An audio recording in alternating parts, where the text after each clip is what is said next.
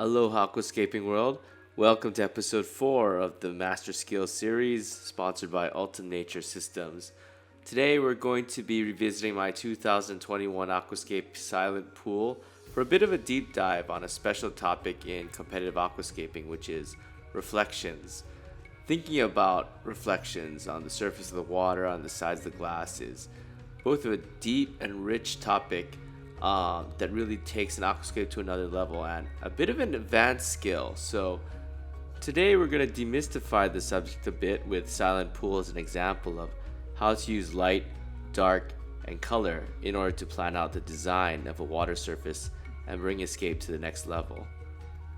For those who haven't seen it yet, I highly recommend checking out my in-depth video about the thinking and theme behind silent pool. I was trying to recreate an Alpine pond, but it's not so much what the theme is, guys, but what is it about that theme that touches you, that inspires you? Being able to lock in on that and really recreate it is the important part of learning from nature.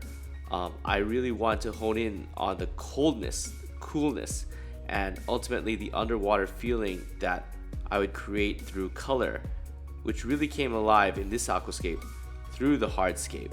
So it's the technique and thinking in this hardscape that I will explain here. And for this, we are going to do a bit of demonstration in the 45 centimeter Ultum Nature Systems tank used for Master Skills Series 3. I highly recommend you go check out that deep dive on wood technique. Now, we're going to get into the specific coloring techniques that I used in Silent Pool, focusing specifically in on the techniques that were used to create the upper surface reflections of the hardscape. So first thing, I'm placing in some waterproof duct tape, my secret weapon for almost everything in aquascaping. I'm placing it on the back wall here. Now, I want to emphasize though that if you want to have a rich shadowy background, it's not enough to have just something black touching the surface of the water like the tape. You need to cast a real shadow with something physical like my hand, or we'll actually use material in between the flash strobes or aquarium lights and the background, like I'm demonstrating with this sponge here, in order to get rich shadows in the background in the final photo. Another thing that you can do is you can use a semi-permeable type of material, something a bit see-through. These are some black mesh bags I found at a dollar store, Daiso, and I keep them around for photo shoots. You can use them one at a time, or you can stack them on top of each other and place them over the aquarium during the final photo like this in order to adjust the darkness that you want in different areas of the photo, different richness of shadow. Now, you may have noticed that despite having a white, bright vanishing point, Silent Pool's background is almost black, very dark in both upper left and right corners, and that's a permanent structure. That's an installation. It has to be done with physical material rather than a background color. And so what I did originally was had tape taped onto the back of the aquarium like shown here, but I also cut out sponge ledges. Now here I'm cutting with my katana scissors from Life Aqua. Super sharp, gotta be careful guys, but check out this sponge. Now as I'm turning it, you can see that depending on the angle of the sponge, it creates a shadow, right? This is going to be critical when you are trying to design that reflection. What I can do is place the sponge into the aquarium. As you see here, I'm installing it, attaching it to the tape. You can use glue to do this, super glue. And when I move the light back, I'm showing you that the sponge here is creating a shadow. Now, it doesn't have to be sponge. You could do the same type of technique with rock, for instance, but I just needed to have full control over the darkness, lightness, color, and placement of shapes inside of that background corner, and you weren't really going to see the material, so sponge works excellently for this function.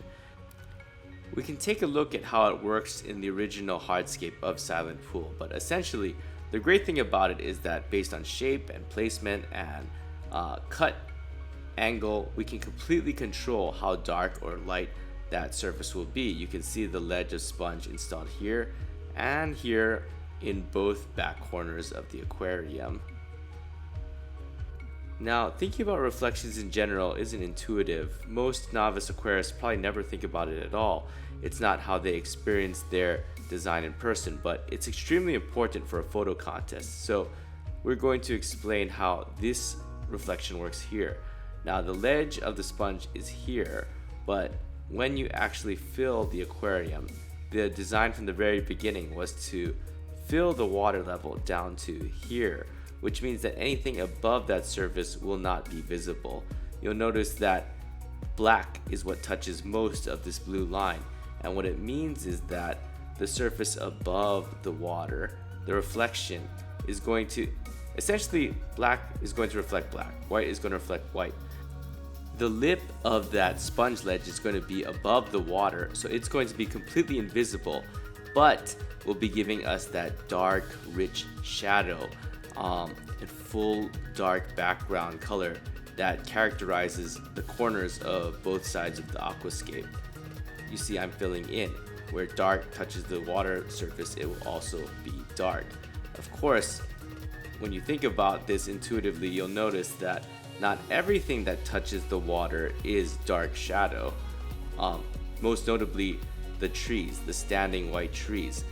These are going to make striking, stark, strong lines that reflect up into the surface. Yes, the trees are going to pierce the surface of the water, but because they're straight lines, those straight reflections will continue on straight, making them seem like the tree is continuing from the bottom of its base all the way to the top of the frame. Using these striking vertical reflections in order to make a bold contrasting element is the same technique I used in my 2020 World Rank 2 Aquascape Undying. Now, what would happen if I were to place in a tilted tree, one that isn't straight up and down? Of course, the reflection wouldn't connect like the others. Instead, it would be a mirror. It is a mirror surface that we're dealing with. So this type of shape, it can be interesting as well. How do you use it? You can make it as an additional contrasting element here.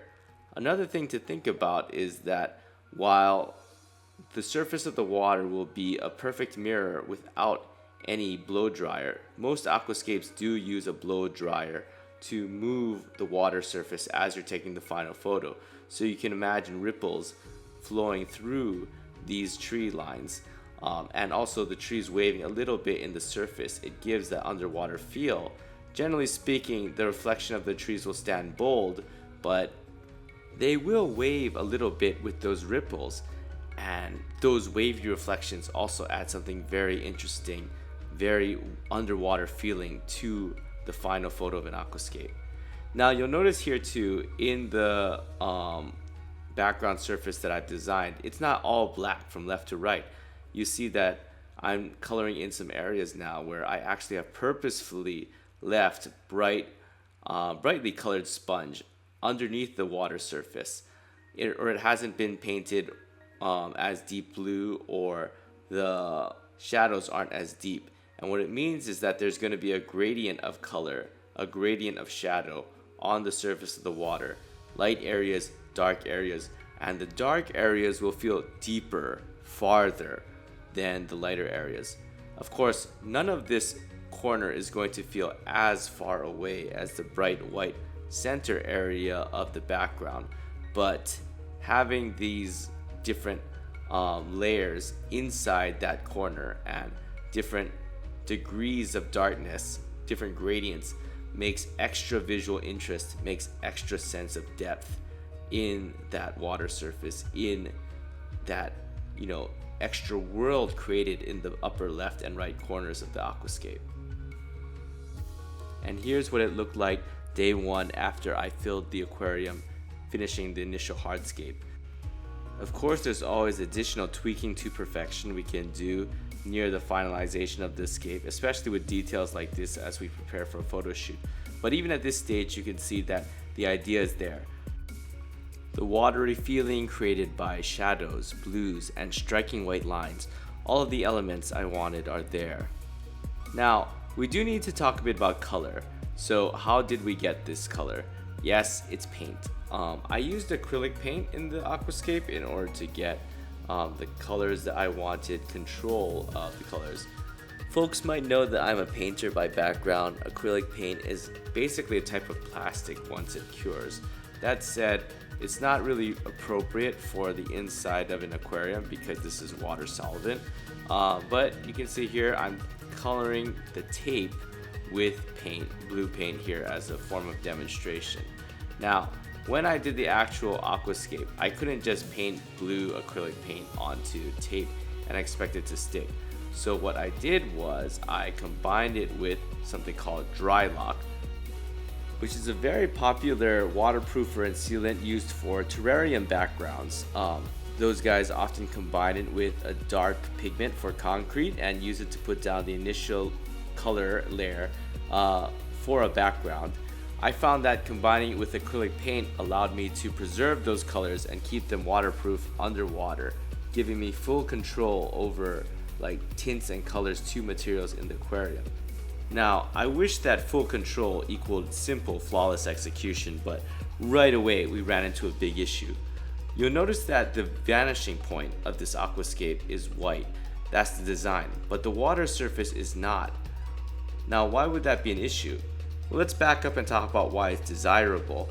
Having the one white point in the background be that vanishing point gives it distance, makes it the furthest thing, and also focuses the eye, locks it in.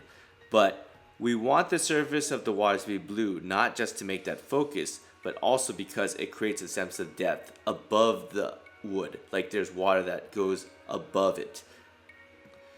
Now, let's get to the challenge here. What's the problem? We can look at the actual hardscape to get a sense of what the logistical challenge is in creating this design. You'll see that the white area in the vanishing point is cut out. This is typical in an aquascape. Where you have bare glass, light is going to be able to reflect off the wall, flow in through the back, give that sense of that mysterious, distant vanishing point that we have in modern aquascaping designs.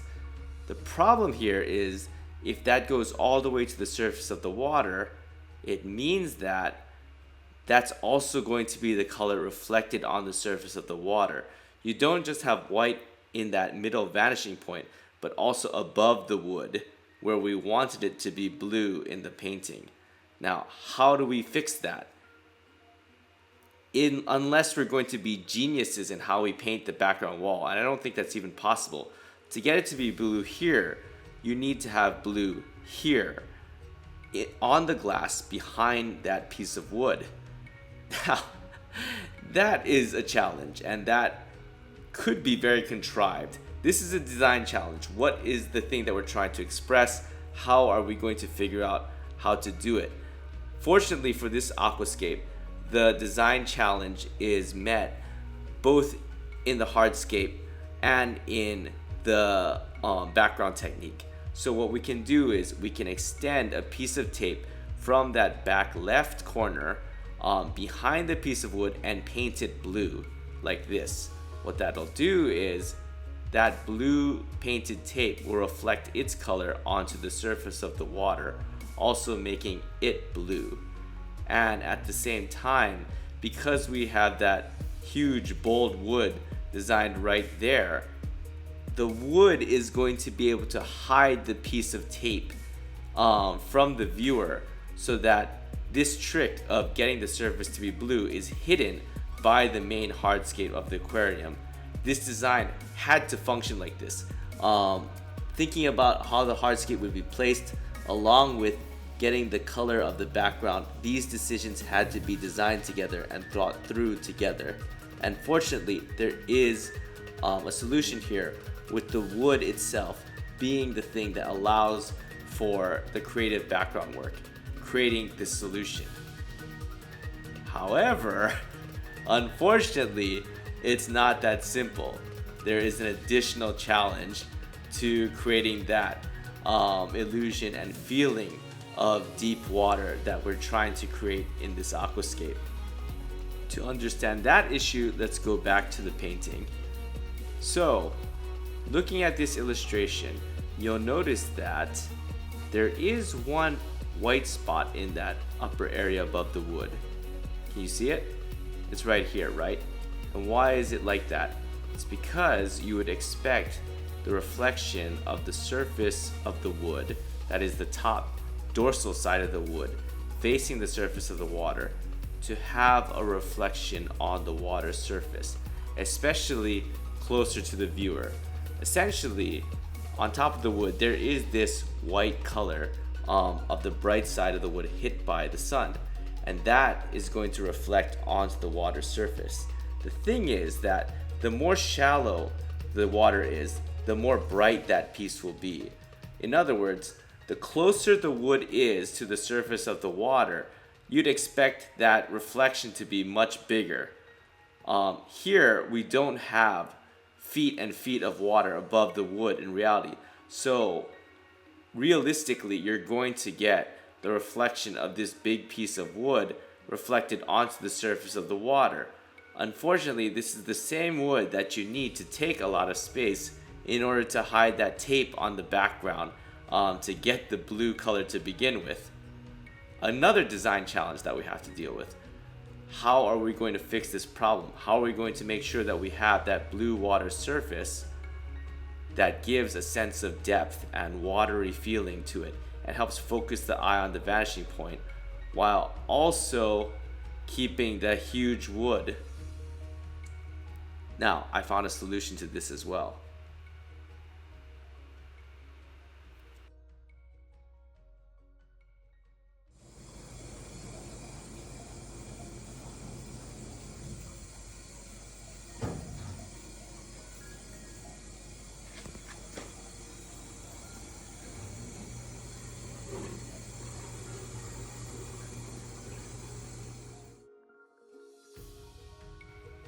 Just that one spot of paint, that one bit of blue painted onto the back side of that piece of wood.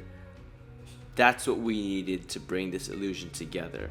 If the tape behind the wood and the back surface of the wood were painted the same color, they would blend together when reflected onto the surface of the water, creating the illusion of the blue water surface. It isn't a flawless solution. You do still see some reflection of wood on the surface, but especially when the water ripples are put into the design, it comes together in a way that's convincing and creates that feeling of water above the wood that we're looking for. What I really want you guys, the viewers of Stevescapes, to take away from this is not this or that individual technique or gimmick or trick or feeling like you need to do it my way. What I want to illustrate here and impart to you guys is the importance of not just studying nature, but thinking through what is important versus what's not. What is it that you're trying to achieve and why? In this case, the feeling of coldness, of being underwater, of the feeling of water itself and layers and depth of water is what I felt was super important to the theme, which is why I was so committed to recreating it. And the important piece of that is to hold on with tenacity and not find yourself limited by physics, by anything, by any limitation or challenge that the aquarium might throw at you. If you think it's important, how will you execute it? That's the important piece, because that is what's going to lead you to finding your own solutions, your own techniques, your own ways of overcoming the issues that might come with a design, but ultimately lead you to reach the story that you thought was so important from the beginning. So that's it, guys. That's the show for Master Skills Series Episode 4. I hope you found it useful and inspirational. Thanks again to Ultum Nature Systems for supporting the series. Please like, comment, subscribe, and I'll see you in the next one. Oh wait, this topic of colors and backgrounds, I feel like I'm forgetting something.